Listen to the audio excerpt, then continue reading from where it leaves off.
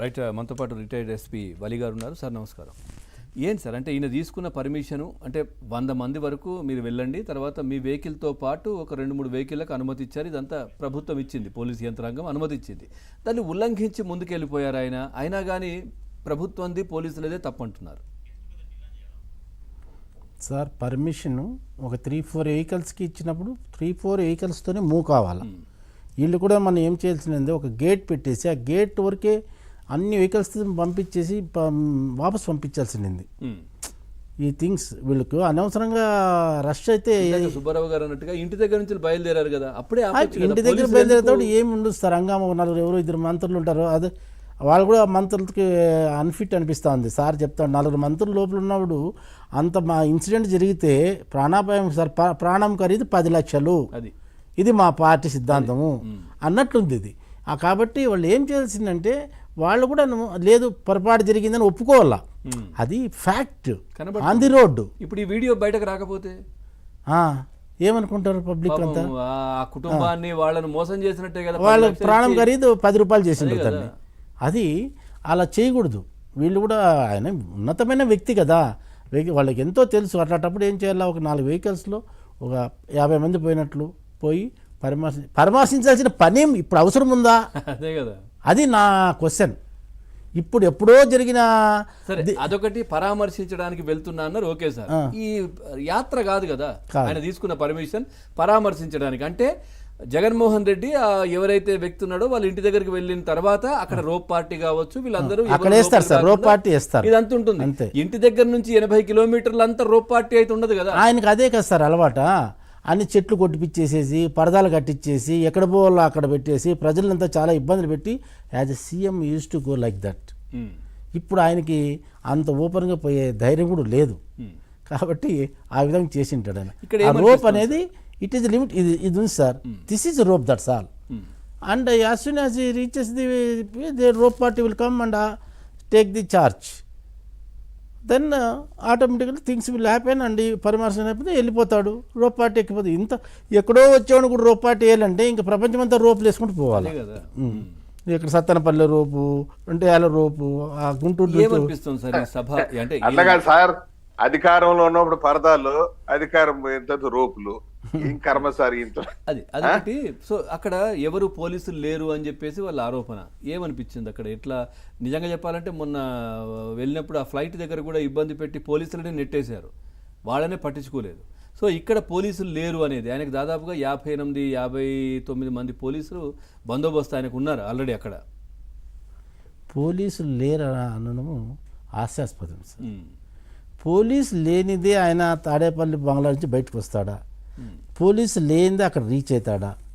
ఇవన్నీ కూడా ఆలోచించుకోవాలి. ప్రతిసారి పోలీసులు నడమే కాదు, ఎవరే కాదు సార్, ఆయనే కాదు, nobody will move without police. Police ఉంటేనే వాళ్ళ గుండెకే బాగుంటుంది, లేకపోతే ఎవరైనా ఎనీ లీడర్ ఐఎమ్ టెల్లింగ్, పోలీసులు ఉండాలంటే ధైర్యము. పోలీసు కనిపిస్తే ఒక ధైర్యము, ఒక రకంగా భయం కూడా.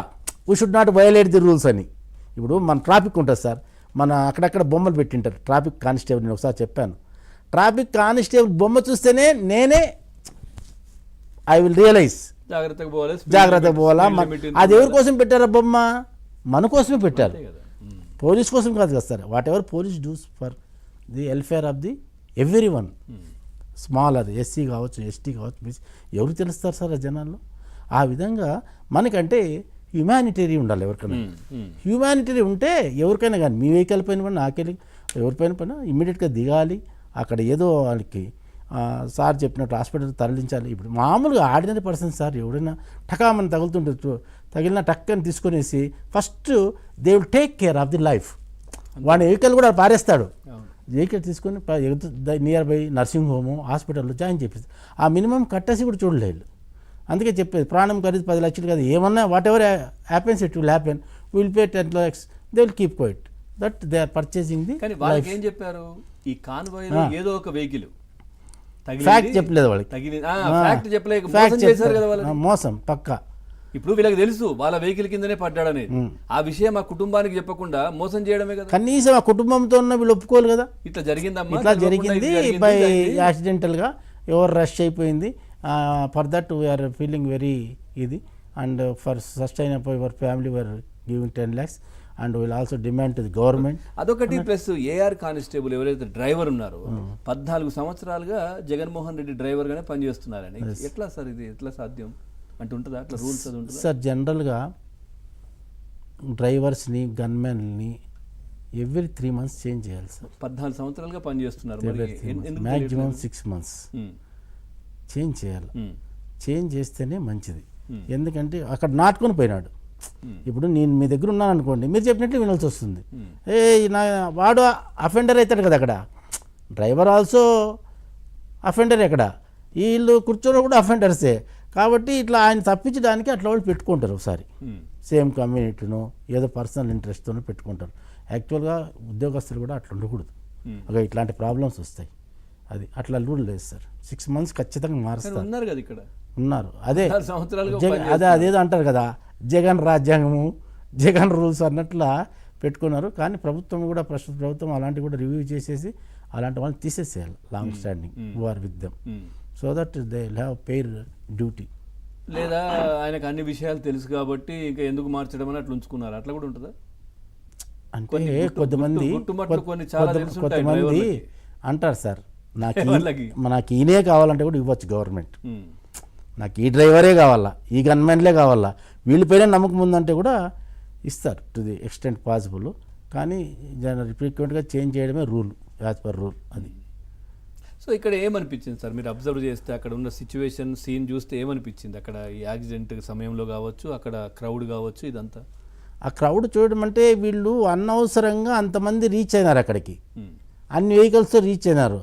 జగన్కు ఫోబియా ఉన్నట్టుంది sir. Um, what I understand, నేను ఇంతకుముందు కర్నూలులో పనిచేస్తూ చూసినాను, వెనకలు 50 వెహికల్స్ వస్తే కానీ ఈ కెనాట్ మూవ్ ఉమ్, అనే వెహికల్స్ వస్తేనే ఆయనకి కొంచెం ధైర్యం వస్తుందని. ఉమ్, ఒక ఇప్పుడు 5-6 వెహికల్స్తో పోతే మామూలు మీరు కూడా పోతారు 5-6 వెహికల్స్తో. అదేమైనా ఫోబియా ఉండి ఇంతమందిని తీసుకుపోతున్నాడా అనిపిస్తుంది. తీసుకుపోతేనే అట్లా రచ్చ జరిగేది. ఆ రచ్చ జరిగేటప్పుడు ఏం చేయాలో, ఇంతమంది వస్తున్నారు, 50 వెహికల్స్ వస్తున్నా ముందే తెలిస్తే police will make necessary arrangements and they want give permission also. Um, that is very important. Without permission మనం మూవ్ అయినంటే they should take personal responsibility of that incident. They should not blame anybody. They should not blame the public, they should not blame the police, they should not blame the anybody. అరే జరిగింది incident, they should personal తీసుకొని హ్యుమానిటరీ grounds పైన తీసుకొని మన తప్పైందని ఒప్పుకోవాలి sir. అది ఎందుకంటే ఒక